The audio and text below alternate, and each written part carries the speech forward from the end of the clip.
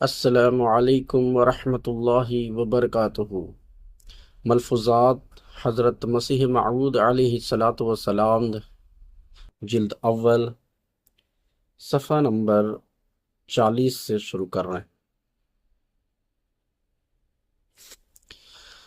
بسم اللہ الرحمن الرحیم، نحمدہ ونصلی علی رسولہ الکریم۔ عزیزاں نے خلوص و صدق نشار، یند راہرا مصفہ قطر بعید کی تا گوہر شد پیدا۔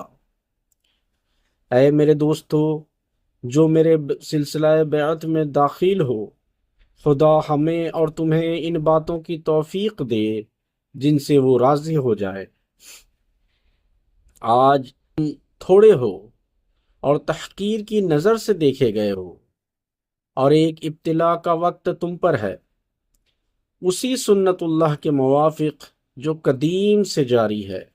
ہر ایک طرف سے کوشش ہوگی کہ تم ٹھوکر کھاؤ، اور تم ہر طرح سے ستائے جاؤ گے، اور طرح طرح کی باتیں تمہیں سننی پڑیں گی، اور ہر ایک جو تمہیں زبان یا ہاتھ سے دکھ دے گا وہ خیال کرے گا کہ اسلام کی حمایت کر رہا ہے۔ اور کچھ آسمانی ابتلا بھی تم پر آئیں گے تا تم ہر طرح سے آزمائے جاؤ۔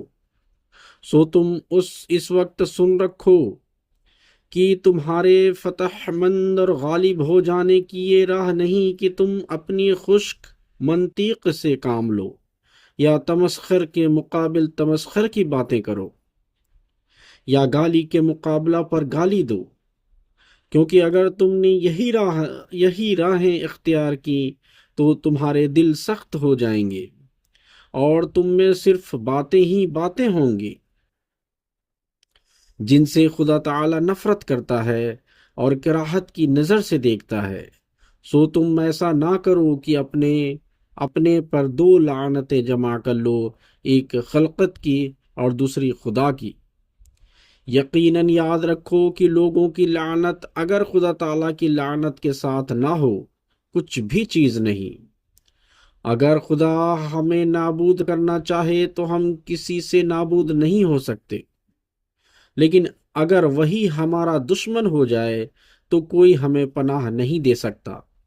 ہم کیوں کر خدا تعالیٰ کو راضی کریں اور کیوں کر وہ ہمارے ساتھ ہو؟ اس کا اس نے مجھے بار بار یہی جواب دیا کہ تقوی سے۔ سو اے میرے پیارے بھائیو، کوشش کرو تا متقی بن جاؤ۔ بغیر عمل کے سب باتیں ہیچ ہیں، اور بغیر عمل کے کوئی عمل مقبول نہیں۔ سو تقوی یہی ہے کہ ان تمام نقصانوں سے بچ کر خدا تعالیٰ کی طرف قدم اٹھاؤ اور پرہیزگاری کی پاک راہوں کی رعایت رکھو۔ سب سے اول اپنے دلوں میں انکسار اور صفائی اور اخلاص پیدا کرو، اور سچ مچ دلوں کے حلیم اور سلیم اور غریب بن جاؤ کہ ہر ایک خیر اور شر کا بیج پہلے دل میں ہی پیدا ہوتا ہے۔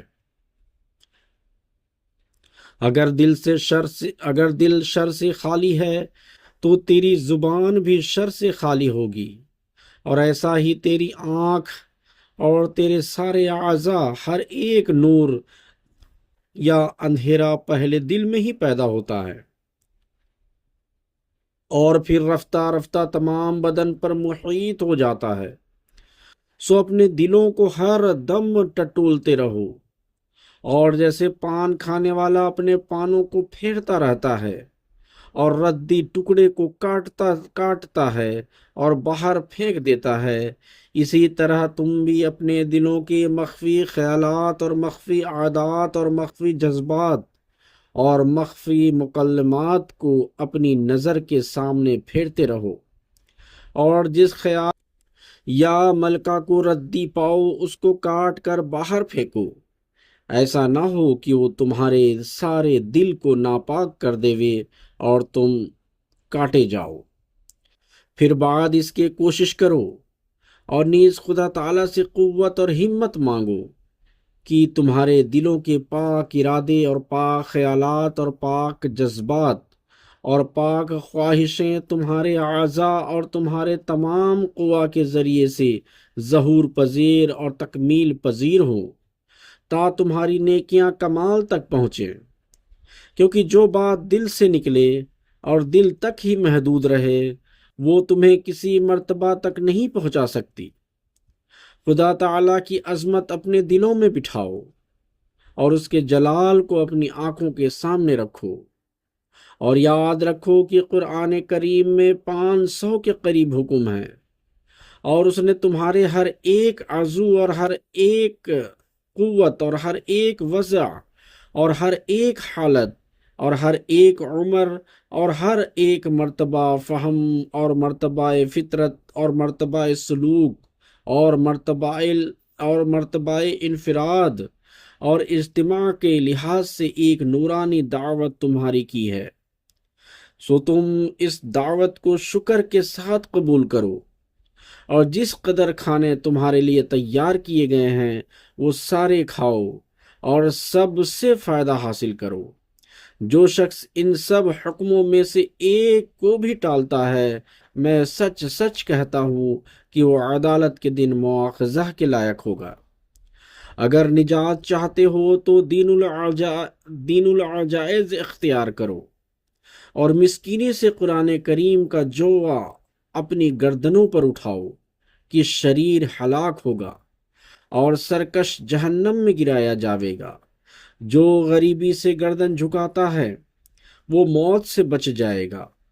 دنیا کی خوشحالی کی شرطوں سے خدا تعالیٰ کی عبادت مت کرو کہ ایسے خیال کے لیے گڑھا درپیش ہے، بلکہ تم اس لیے اس کی پرستش کرو کہ پرستش ایک حق خالق کا تم پر ہے۔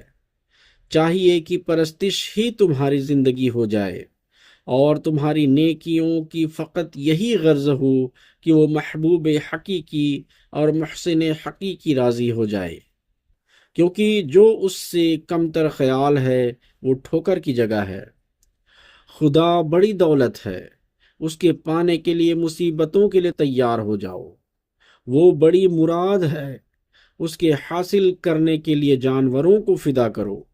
عزیزو، خدا تعالیٰ کے حکموں کو بے قدری سے نہ دیکھو، موجودہ فلسفہ کی زہر تم پر اثر نہ کرے۔ ایک بچہ کی طرح بن کر اس کے حکموں کے نیچے چلو۔ نماز پڑھو کہ وہ تمام سعادتوں کی کنجی ہے، اور جب تو نماز کے لیے کھڑا ہو تو ایسا نہ کر کہ گویا تو ایک رسم ادا کر رہا ہے، بلکہ نماز سے پہلے جیسے ظاہری وضو کرتے ہیں ایسا ہی ایک باطنی وضو بھی کرو، اور اپنے اعضاء کو غیر اللہ کے خیال سے دھو ڈالو، تب ان دونوں وضوؤں کے ساتھ کھڑے ہو جاؤ اور نماز میں بہت دعا کرو، اور رونا اور گڑگڑانا اپنی عادت کر لو تا تم پر رحم کیا جائے۔ سچائی اختیار کرو کہ وہ دیکھ رہا ہے کہ تمہارے دل کیسے ہیں۔ کیا انسان اس کو بھی دھوکہ دے سکتا ہے؟ کیا اس کے آگے بھی مکاریاں پیش جا سکتی ہیں؟ نہایت بدبخت آدمی اپنے فاسقانہ افعال کو اس حد تک پہنچاتا ہے کہ گویا خدا نہیں، تب وہ بہت جلد ہلاک کیا جاتا ہے اور خدا تعالیٰ کو اس کی کچھ پرواہ نہیں ہوتی۔ عزیزو، اس دنیا کی مجرد منطق ایک شیطان ہے، اور اس دنیا کا خالی فلسفہ ایک ابلیس ہے جو ایمانی نور کو نہایت درجہ گھٹا دیتا ہے اور بے باکیاں پیدا کرتا ہے اور قریب قریب دہریت کے پہنچاتا ہے۔ سو تم اس سے اپنے تئیں بچاؤ، اور ایسا دل پیدا کرو جو غریب اور مسکین ہو، اور بغیر چوں و چرا کے حکموں کے ماننے والے ہو جاؤ، جیسا کہ بچہ اپنی والدہ کو مانتا ہے۔ اللہم صلی علی محمد وعلی آل محمد کما صلیت علی ابراہیم وعلی آل ابراہیم انکا حمید مجید۔ انشاءاللہ باقی کل۔ السلام علیکم ورحمۃ اللہ وبرکاتہ۔